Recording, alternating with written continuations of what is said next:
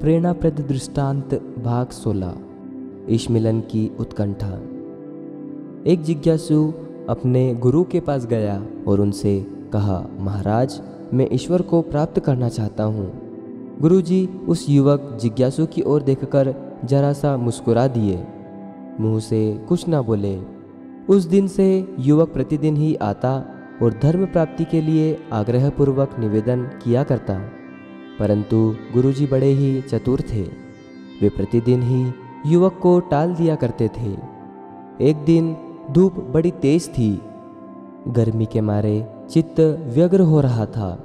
उसी समय युवक फिर आया और गुरुजी से ईश्वर की प्राप्ति का उपाय पूछने लगा। गुरुजी ने युवक से कहा, बच्चा, आओ चलें, नदी में स्नान कर आवें। गुरुजी की आज्ञा अनुसार युवक नदी तट पर गया और पहुंचते ही जल में कूदकर गोता लगाया। युवक के पीछे ही गुरुजी भी कूद पड़े। युवक ने गोता लगाया ही था कि गुरुजी ने उसे जोर से दबा लिया। उसे वे बड़ी देर तक पानी के नीचे दबाए रहे।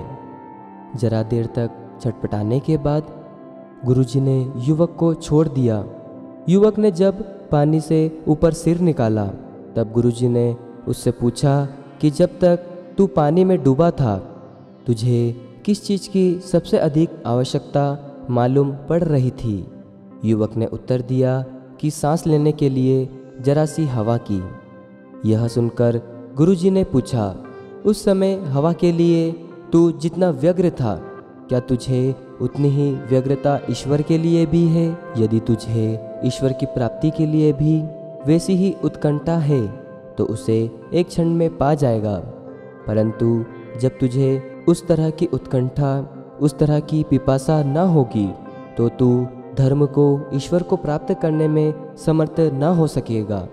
चाहे अपनी बुद्धि को कितना ही कलेश क्यों ना दे, चाहे कितनी ही पुस्तकें क्यों ना रट डाल, चाहे जीवन पर्यंत कितना ही पूजा पाठ क्यों ना करता रहे, ईश्वर की प्राप्ति के लिए जब तक उस तरह की पिपासा न उत्पन्न हो जाए तब तक तू एक नास्तिक के अतिरिक्त और कुछ भी नहीं है।